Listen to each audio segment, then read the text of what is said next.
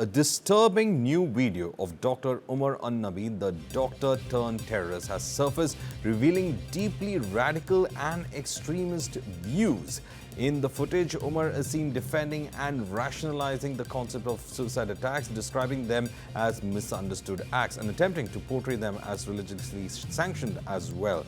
His explanation frames such as acts as deliberate, predetermined operations that are being carried out with the intention of doing harm.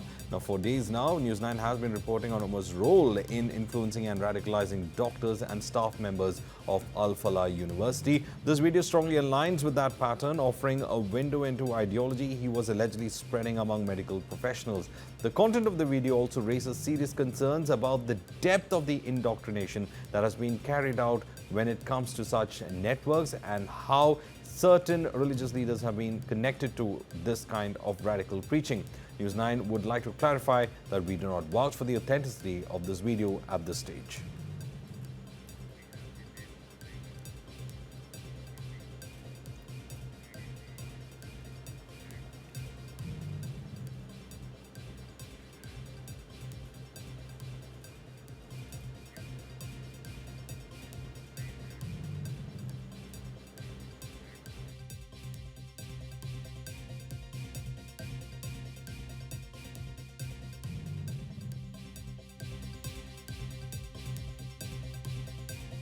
In by Jitendra Sharma, and Jitendra Sharma is in fact joining us with all the details on this. Jitendra Sharma, ये video कहाँ से आ गया था?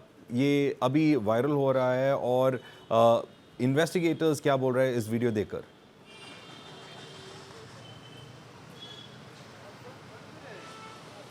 जी बिल्कुल, देखिए ये जो video है डॉक्टर उमर मोहम्मद का ही है, जो कि एक आत्मघाती की तरह जिसने दिल्ली लाल किले के ठीक सामने ब्लास्ट किया था। और इस वीडियो के अंदर आप देख सकते हैं किस तरीके से सुसाइड बॉम्बिंग के बारे में जिक्र करता हुआ साफ तौर पर दिखाई दे रहा है।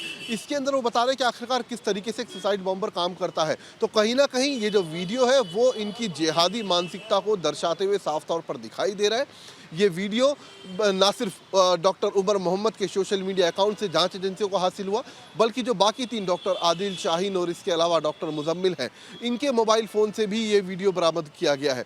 दरअसल ये वीडियो इस डॉक्टर उमर मोहम्मद ने अपने मॉड्यूल से जुड़े जो उनका व्हाट्सएप ग्रुप था उसके अंदर ये शेयर किया था।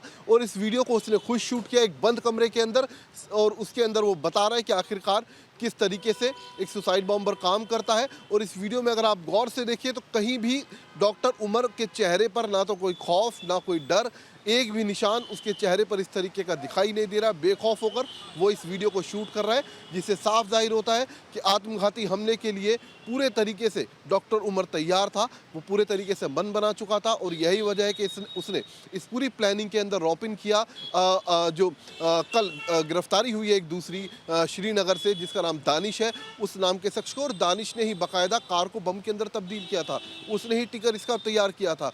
तो कहीं ना कहीं ये वीडियो अब एक अहम सबूत के तौर पर जांच एजेंसियों के सामने मौजूद है। जी जितेंद्र शर्मा, अब जब इस वीडियो रिलीज हुआ था, the big question that is asked is radicalization का प्रोसेस बहुत डीप था इस नेटवर्क में, और रेडिकलाइजेशन की प्रोसेस में इन्होंने फर्स्ट स्टेप था रेडिकलाइजेशन, सेकंड स्टेप था एक टेरर इंसिडेंट को एक्सिक्यूट करना। तो इस नेटवर्क में बहुत रेडिकलाइजेशन हुआ है डॉक्टर्स का।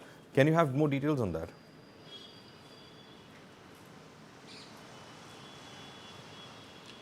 जी बिल्कुल, देखिए ये जो मॉड्यूल है इसमें सबसे अहम कड़ी डॉक्टर उमर को माना जा रहा है। और ये वीडियो इस बात को अब साबित भी करता है कि आखिरकार किस तरीके से रेडिकलाइज किया जाता था इस मॉड्यूल के द्वारा लोगों को। क्योंकि साफ तौर पर इस वीडियो के अंदर जब वो सुसाइड बॉम्बर की बात कर रहा है तो कहीं ना कहीं उसकी जिहादी मानसिकता इसके अंदर साफ तौर पर दिखाई दे रही है। इसके अलावा जो डॉक्टर शाहीन थी वो लगातार टारगेट कर रही थी जो गरीब मुस्लिम महिलाएं हैं उनको, गरीब बच्चियों को, और उनको जिहादी मानसिकता उनके अंदर डालने की कोशिश की जा रही थी डॉक्टर शाहीन की तरफ से। और लगातार वो इस कोशिश में भी लग रही थी किसी तरीके से वेस्टर्न यूपी के हापुड़ में, सहारनपुर में वो मदरसे खोल सके और उन मदरसों के अंदर इस तरीके से जिहादी सोच वाली महिलाओं को तैयार कर सके।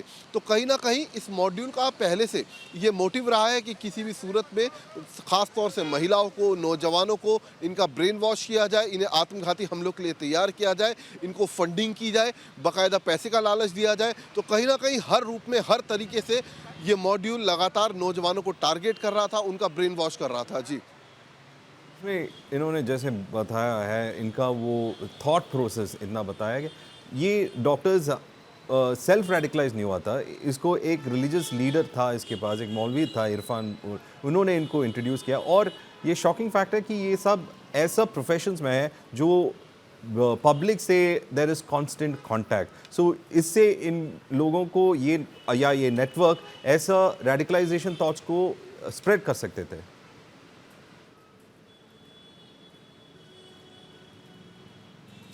जी बिल्कुल, देखिए सबसे डॉक्टर माफ़ कीजिएगा मौलवी इरफान के संपर्क में आने से पहले ये लोग बाकायदा टर्की के अंदर जो जैश ए मोहम्मद का एक कमांडर था उससे मुलाकात कर चुके थे। तो ये साफ हो चुका है कि कहीं ना कहीं पहले से इनकी इस तरीके की मानसिकता थी।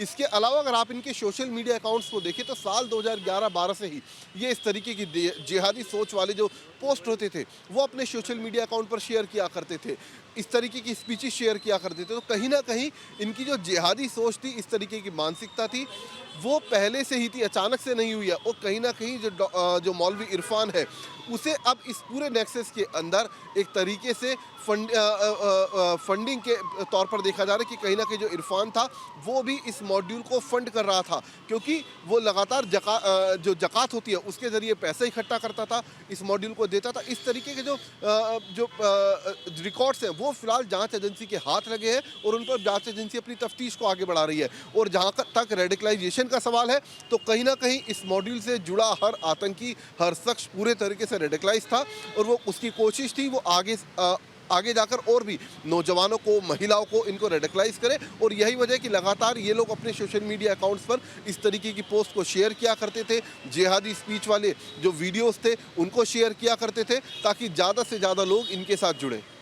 जितेंद्र शर्मा जी, इनका प्रोफाइल जब देखेंगे तो ये सब डॉक्टर्स थे, दे वर ट्रेन्ड इन साइंस, इनको पता था कैसे chemicals have to be utilized. So it looks like ये रेडिकलाइजेशन तरफ में they are actually looking for educated people to radicalize. ऐसा हो रहा है क्या? प्रोफाइल आतंकी का वो प्रोफाइल भी is it becoming for an educated kind of a person? They are looking for doctors and engineers in this particular case.